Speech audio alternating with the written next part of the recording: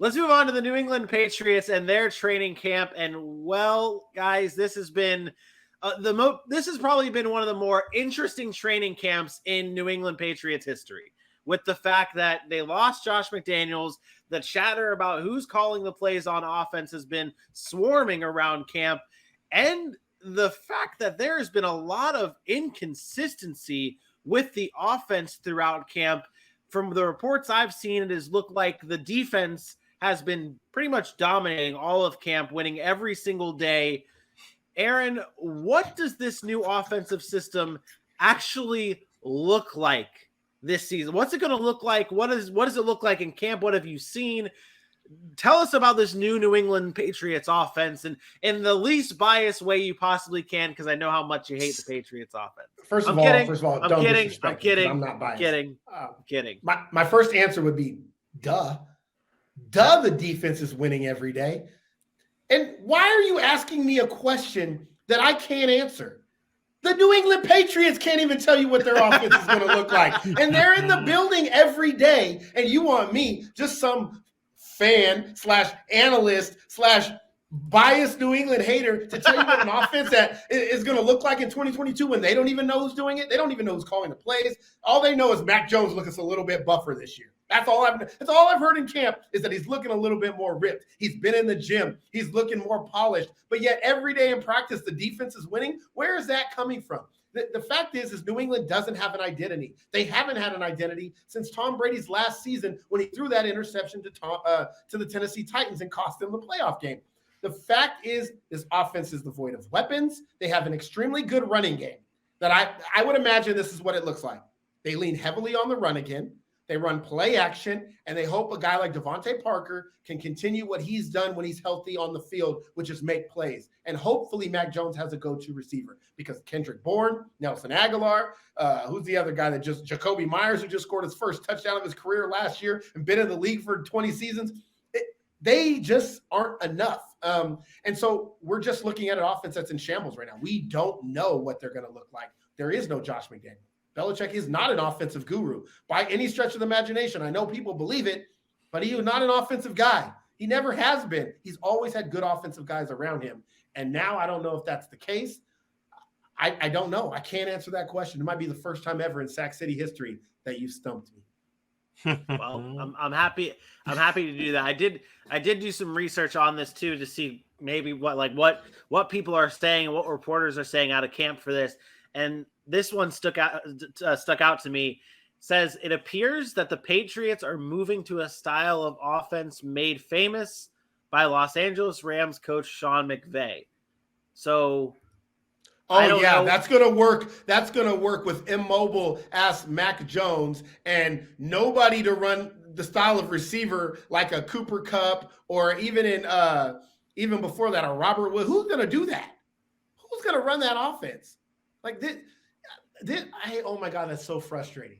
Yeah, it is so frustrating when teams are like, because I get what they're saying. The formations, all that stuff might be the same, but the play calls can't be the same when you don't have the same personnel. When you don't have Matt Stafford, when you don't have the ability of a Cooper Kupp, ability of a Robert Woods, it's different. The offense is different. It doesn't look the same. So it just, to me, those words used, it appears, it seems. Yeah. It means nobody knows. It seems like it does have a lot to do with the formations that the Patriots have been running throughout camp. Mac Jones says this: different teams around the league use tight bunches. A lot of times it's for their advantage, and we're trying to do that a little bit more. There are different plays you can run out of them. Anything that's different can help confuse the defense. So what they're trying to do, based on that comment by Mac Jones, because I hadn't heard that, what they're trying to do is get more people open. By running bunch formations, you can run a lot of crossing routes. When you run crossing routes, especially against man coverage, it's harder to keep up with them. You're throwing to more open receivers. How is you going to help Mac Jones? In order to have more open guys, right? He doesn't have to read as much and he doesn't have to move as much. That's great. That's great until you run into a zone defense and you can't throw it against those bunches. Like it's a great concept, and I get what he's saying there. That would be my guess, is because they're trying to get more of those receivers that aren't able to get off of man coverage, like the Nelson Aguilars, the Kendrick Bournes, to be able to run in space more by running those bunch formations. Yeah. And they did talk about how there's been a lot more deep balls thrown in camp to guys like Devontae Parker, Nelson Aguilar. Tyquan Thornton has been a star for them so far this training camp. AJ, they sure could use him. They sure could use a Tyquan Thornton to be great. Like they've always drafted shitty writers. Like if he comes out and he's great, they sure could use that. Yeah, they could. AJ, with the fact that the defense has been absolutely dominating training camp from what the reporters have been saying, what has been actually the best looking position group during training camp for the New England Patriots? Well, you guys did spend a lot of time on the defense, and that secondary has been looking good with Jalen Mills coming in there and showing what he can do for, at least he gets to play on the good side of the ball for the New England Patriots. But I was going to play devil's advocate, and I was going to make you guys a little angry and tell you that I've been excited. Well, sorry, let's go back. That's a stretch.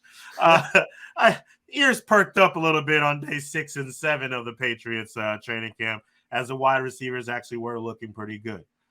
We've seen some good play from some of these guys. The Tyquan Thornton thing has been a name that's kept coming up over and over and over again.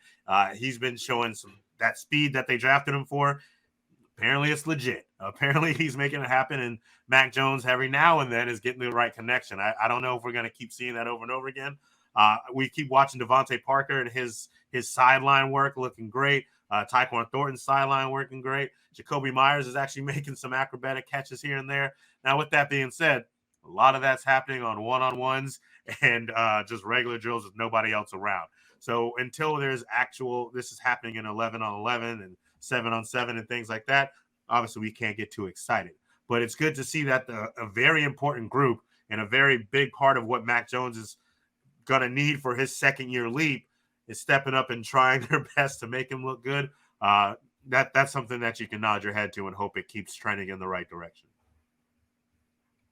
I got a bold statement.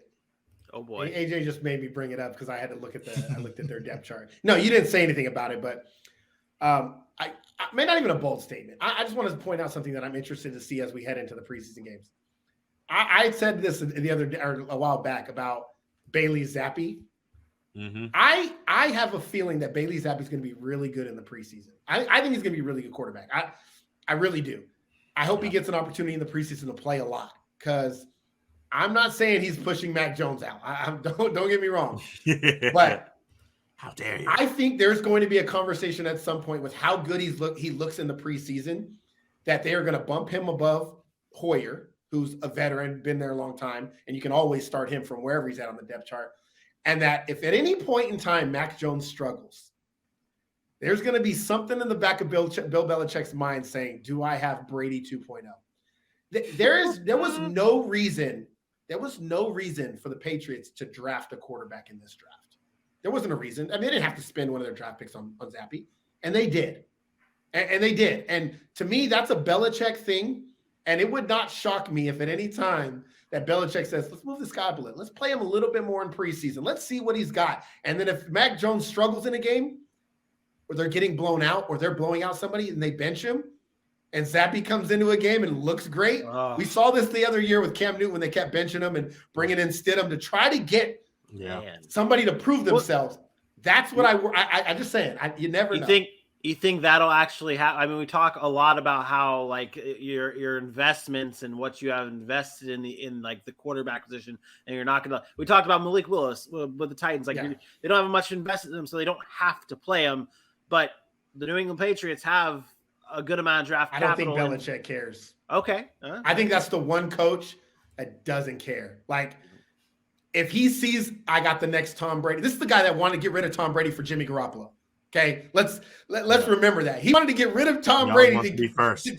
He wants to be first. So I just think that would be crazy. I'm not saying it's going to happen, but I do want to see how well Bailey Zappi plays in the preseason games. Oh, I can just see it now. Mac Jones to like the Carolina Panthers or the Minnesota Vikings when they move on from Kirk Cousins. And oh man, it's going to happen. It's going to happen.